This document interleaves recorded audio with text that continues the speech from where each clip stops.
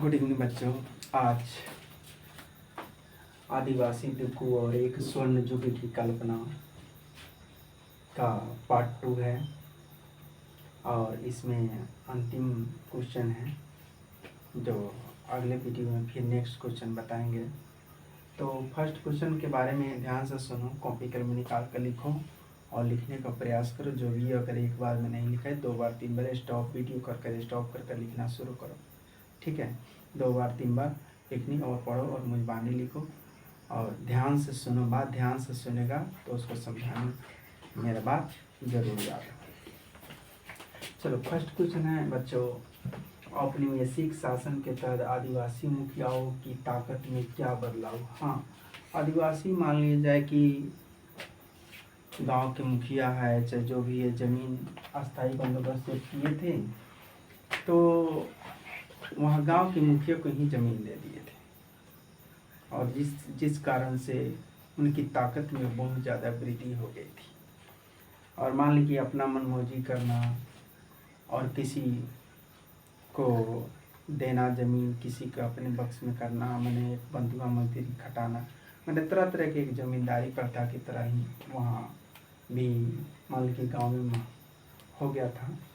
तो इसका मुख्य कारण और क्या क्या है, क्या क्या बदलाव आया हम बोल रहे हैं और ध्यान से सुनो और उसके लिखने का प्रयास करो। ठीक है बच्चों। अब ब्रिटिश शासन के दौरान आदिवासी समूहों का जीवन बदल गया। अंग्रेजों ने आने से पहले बहुत सारे इलाकों में आदिवासियों के मुखियाओं का महत्वपूर्ण स्थान होता तो उसके पास औरों से ज़्यादा अधिक ताकत होती थी और वे अपने इलाके पर नियंत्रण रखते थे। कई जगह पर उसकी अपनी पुलिस होती थी। तो जमीन वन प्रबंधन का अस्थायी नियत खुद बनाते थे, परंतु औपनिवेशिक शासन के अधीन उनके अधिकार और शक्ति में काफ़ी परिवर्तन आया, जिसके वर्णन निम्न प्रकार है। और कुछ परिवर्तन क्या क्या आ रहा है ध्यान से सुनो। क्या क्या परिवर्तन आ रहा है। औपनिवेशिक शासन में पहले की तरह ताकतवर नहीं रहे तथा उनके अधिकारों को भी सीमित कर देगा। हाँ, यह सबसे बड़ी बात है। जब औपनिवेशिक शासन आया तो उसमें पहले जो मुखिया लोग ज़्यादा से ज़्यादा शासन माने अधिकार कहते तो उसको सीमित कर दिया। उनको क्या कर दिया, वो उनके अधिकार को अपने बस में अंग्रेजों ने कर लिया, उनको सीमित कर दिया। ठीक, ध्यान से सुनो।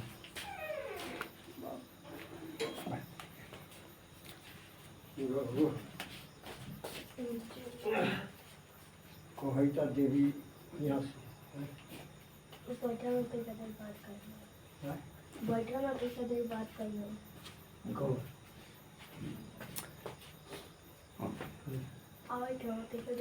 ठीक है बच्चों, थोड़ा सा एकदम बात था, ध्यान से सुनो।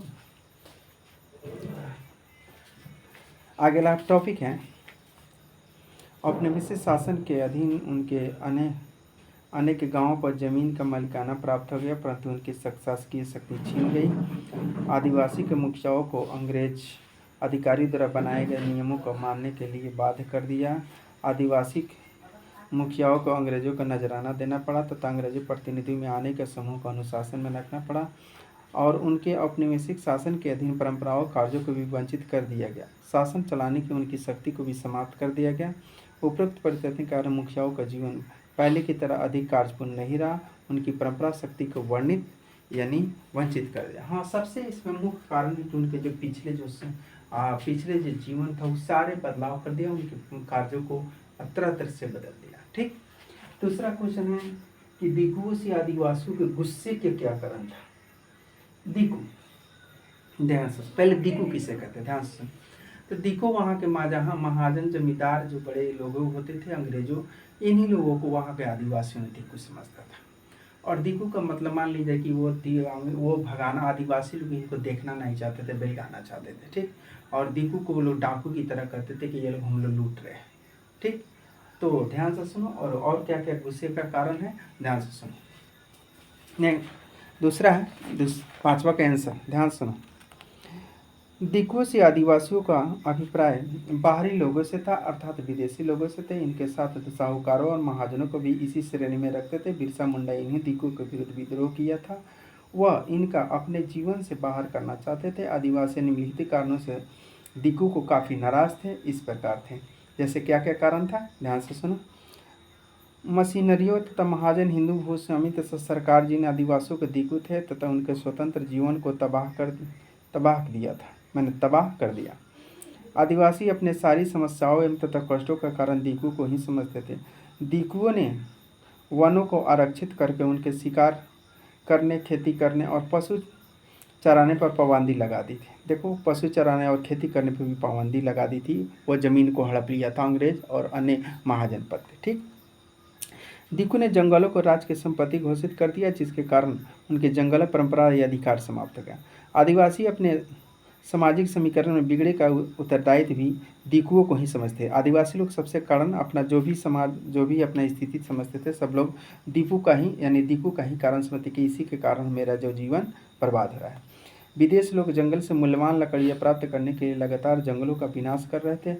आदिवासियों ने जो धन साहूकारों से ऋण के रूप में लिया था, यानी उसको चुकाने पर मजदूरों के रूप में बदलने तथा उपयुक्त कारणों से आदिवासी दीकू को काफ़ी नाराज थे। तो मुख्य रूप से कि ये लोग जंगल को बढ़िया जो लकड़ी था, कीमतवान मूल्यवान लकड़ी था, वो विदेश में बेचते, अपने काट कर देते और इनको कोई ज़्यादातर बेनिफिट नहीं होता था। इस तरह आदिवासी लोग गुस्से में कारण था कि मेरा ही धन संपत्ति लोग लूट रहा है और हम ही को फायदा नहीं हो रहा है। ठीक, धन्यवाद। लास्ट क्वेश्चन है, अंतिम क्वेश्चन है कि बिरसा की कल्पना में स्वर्ण युग किस तरह का था? आपकी राय में यह कल्पना लोगों को इतनी आकर्षक क्यों लग रही थी? मैंने आपकी राय में क्या लग रही थी? ध्यान दो, बिरसा को सबसे पहले वहाँ के लोगों को दारू पीना, जादू टोना, अनेक पुराने प्रथाओं को समाप्त चाहते थे कि नए तरीके से जिए लोग, नए तरीके से रहे लोग। और बिरसा मुंडा को वहाँ के आदिवासियों लोगों ने यानी एक भगवान की तरह मानते थे। ठीक, और भी क्या क्या बदलाव लाना चाहते थे बिरसा मुंडा, और जो हम टॉपिक बता रहे हैं ध्यान से सुनो और उसे लिखने का प्रयास करो। ठीक है, लास्ट क्वेश्चन का आंसर, दीकुओं से आदिवासियों का अभिप्राय बाहरी लोगों से था, अर्थात विदेशी लोगों से, इनके साथ साहूकारों तथा महाजनों को भी नहीं। पीछे क्वेश्चन है, यहाँ से है, ध्यान से सुनो, यहाँ से लिखना, ध्यान तो बच्चा। बिरसा का जन्म एक मुंडा परिवार में होता। मुंडा एक जनजाति समूह था, छोटा नागपुर में रहता था। देखो, चिड़िया और इसके समर्थक आसपास आ रहे थे। बदलाव तथा अंग्रेजों शासन के कारण पैदा हो रही थी। समस्याओं को बेचैन थे तथा उनकी परिचित जीवन पर पति नष्ट होती दिखाई दे रही थी और उनके कमाने के साधन सीमित हो रहे थे, क्योंकि पैसा की आमदनी जो है अंग्रेजों पर ज़्यादा यानी महाजनों और साहूकारों को ज़्यादा ले लेते थे, उनके कमाने के उन लोगों का सीमित हो गया था। धर्म छिन्न भिन्न हो गया। ऐसे में समय में बिरसा ने लोगों को अतीत में लौटने के कहा, जो स्वर्ण युग था, और बिरसा जो घोषित के युग में तथा इस निम्नलिखित बातों पर ध्यान दिया। स्वर्ण युग में बिरसा उसके समुदाय को लोगों को दीकू के अत्याचार पूरी तरह से आज़ाद होंगे। देखो, स्वर्ण युग में बिरसा उनके समुदाय लोगों को दीकू से अत्याचार, अंग्रेज, महाजन और साहूकार, यही तीन को दीकू समझते थे। उनके समुदाय के सरदारों को एक बार फिर से अपने परंपरागत अधिकारों को प्राप्त होंगे। उनका खोया हुआ साम्राज्य वापस होगा और उनके यहाँ शासक में स्वयं होंगे। और उसके अनुसार स्वर्ण युग शराब रहित मतलब शराब नहीं पीना, गंदी रहित मैंने साफ सुथरा, और अंधविश्वास से दूरी मैंने जादू टोना पे विश्वास नहीं करना। उसके अनुसार अतीत स्वर्ण युग भी था। वो मुंडा लोगों को अच्छा जीवन जीते थे, तटबंध बनाते थे और कुदरती झरनों को नियंत्रित करते थे, पेड़ और बार लगाते थे और पेट पालने के लिए कृषि भी करते थे। काल्पनिक स्वर्ण युग में कोई भी किसी का खून नहीं बहाता और उनका जीवन ईमानदारी था। लोग बिरसा से काफ़ी प्रभावित थे तथा उसके अतीत के स्वर्ण को वर्तमान में वापस लाने की बात कही थी। मुंडा समुदाय के लोग अतीत जैसे जीवन की कल्पना से ही काफ़ी उत्साहित थे, इसलिए उन्हें बिरसा का काल्पनिक स्वर्ण आकर्षक लग रहा था। देखो, लोगों को यह तरह तरह के समझाए कि इससे हमें पुराने जो है लोगों को आकर्षित किए, लोगों को बताया कि इसको हटाओ, अंग्रेजों को बेलगाओ, साहूकारों से छुटकारा पाओ, महाजन से छुटकारा पाओ, तरह तरह से लोगों को समझाने की कोशिश किया, जिससे लोगों इनको भगवान की तरह मानने लगे। समझ में? और लोगों के जीवन में परिवर्तन करना चाहते थे, आकर्षक, ये लोगों के जीवन के लिए आकर्षक बन गए। ठीक है, धन्यवाद बच्चों। तो अब यह क्वेश्चन लास्ट है। अब इसके बाद चैप्टर 5 यानी अध्याय 5वां का क्वेश्चन हम लाने की कोशिश करेंगे। धन्यवाद।